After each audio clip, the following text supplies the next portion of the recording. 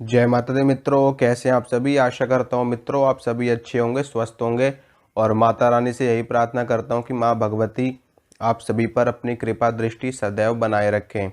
मित्रों, आज मैं आपको तंत्र बाधा के लक्षण बताऊंगा। जब किसी व्यक्ति के ऊपर तंत्र बाधा होती है या कोई तांत्रिक किसी के ऊपर चौकी छोड़ देता है, घात छोड़ देता है, कृत्या छोड़ देता है या फिर कोई मारण का प्रयोग छोड़ देता है, तो उसके क्या लक्षण दिखाई देते हैं हमारे परिवार में, हमारे घर में और हमारे ऊपर। देखिए मित्रों, जब कोई व्यक्ति आपके ऊपर तंत्र करता है तो आपके साथ में बहुत सारी चीज़ें ऐसी घटने लगती हैं जो असामान्य होती हैं।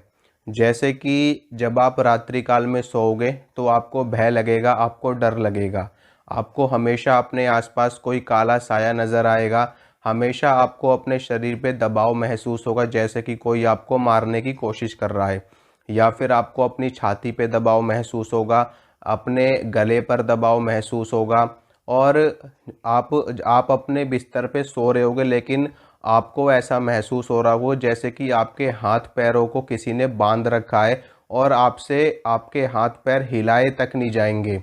यहाँ तक कि आपके मुंह से चीख भी नहीं निकलेगी, आपके मुंह से आवाज़ तक नहीं निकल पाएगी। जब किसी शक्ति का दबाव हमारे शरीर पे होता है तो मुंह से हम अंदर से कोशिश करते हैं चीखने की, चिल्लाने की, आवाज़ लगाने की, बुलाने की, लेकिन हमारे मुंह से आवाज़ तक नहीं निकलती। इस तरीके की चीज़ें आपके साथ में होंगी।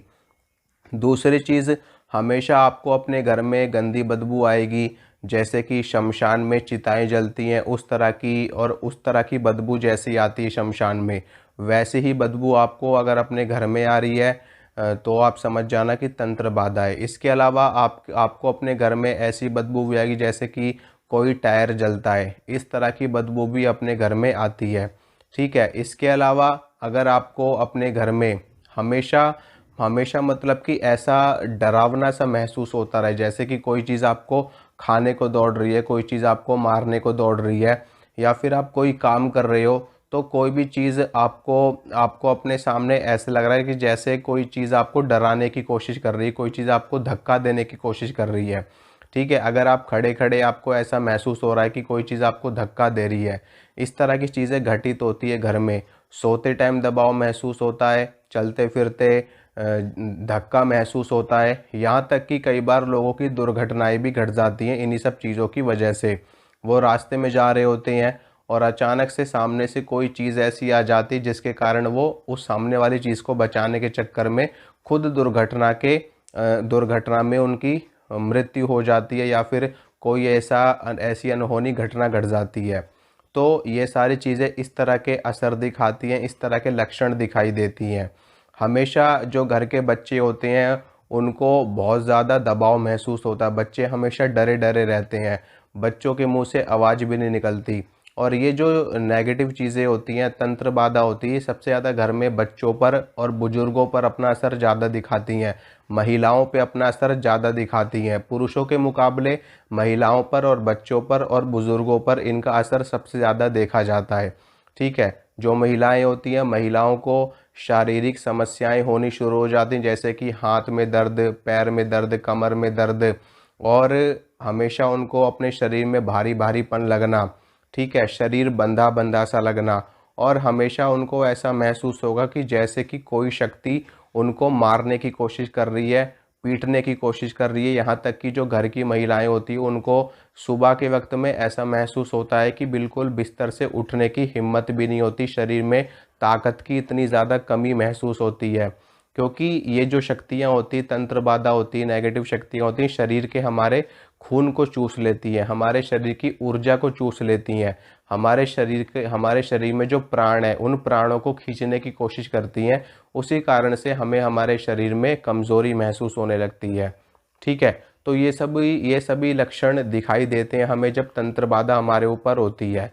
लेकिन आप इन सभी चीज़ों से बच सकते हैं, अपने आप को बचा सकते हैं। जैसे कि जिस घर में कुल देवी देवताओं का पहरा होता है, अगर आपके कुल देवताएं या फिर आपकी कुल देवियाँ, अगर उनका पहरा आपके घर में लगा हुआ है तो ऐसी कोई भी तंत्र बाधा आपके घर में प्रवेश नहीं कर पाती है। ठीक है। ठीक है। क्योंकि कुल देवता हमारे कुल के होते हैं, और हमारे कुल को आगे बढ़ाने वाले वही होते हैं, कुल की रक्षा भी वही करते हैं, कुल की उन्नति और तरक्की भी कुल देवता ही करवाते हैं। तो कुल देवता का पहरा जब हमारे घर पे होता है, हमारी कुल देवी का पहरा हमारे घर पे होता है, तो कोई भी तंत्र बाधा हम पर असर नहीं करती।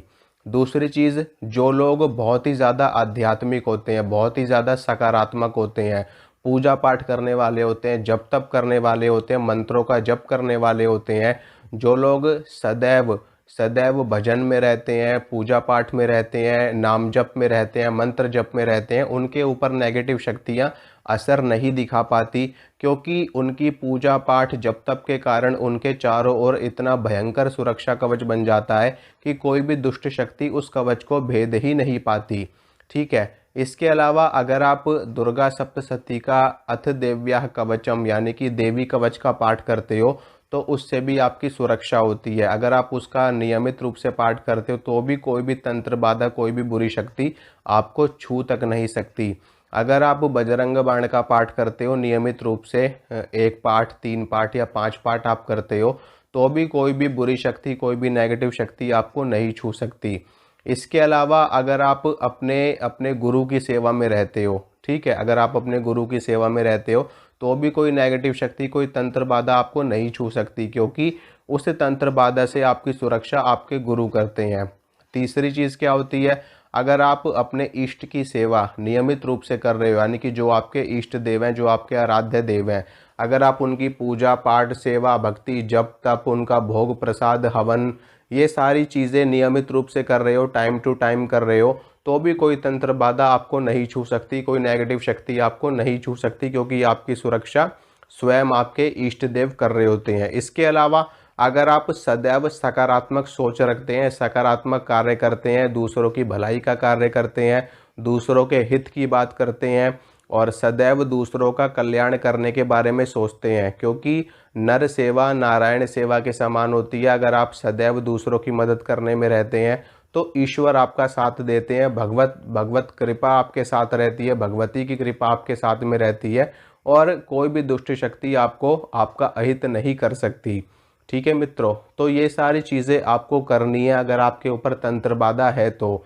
नहीं तो अगर आप ये कर रहे हो और कोई आपके ऊपर करने की कोशिश भी करेगा तो वो चीज़ बेअसर हो जाएगी, चाहे वो कितनी भी पावरफुल चीज़ क्यों ना भेज दे। अगर आप ये सारी चीज़ें कर रहे हो तो आपके ऊपर उनका रत्ती भर भी असर नहीं होगा। अगर मान लो असर होता भी है तो वो चीज़ बिल्कुल ऐसे लगेगी आपको जैसे कि कोई सुई चुभ गई, बस, इससे ज़्यादा आपका नुकसान नहीं होगा। ठीक है मित्रों, तो ये सारी चीज़ें आप करना और आप इनसे सुरक्षित रह सकते हो। तो आशा करता हूँ मित्रों जो जानकारी मैंने आपको दी आपको अच्छी लगी होगी, पसंद आई होगी। अगर मेरे द्वारा दी गई जानकारी आपको अच्छी लगती है तो वीडियो को लाइक करना, वीडियो को शेयर करना, चैनल को सब्सक्राइब करना।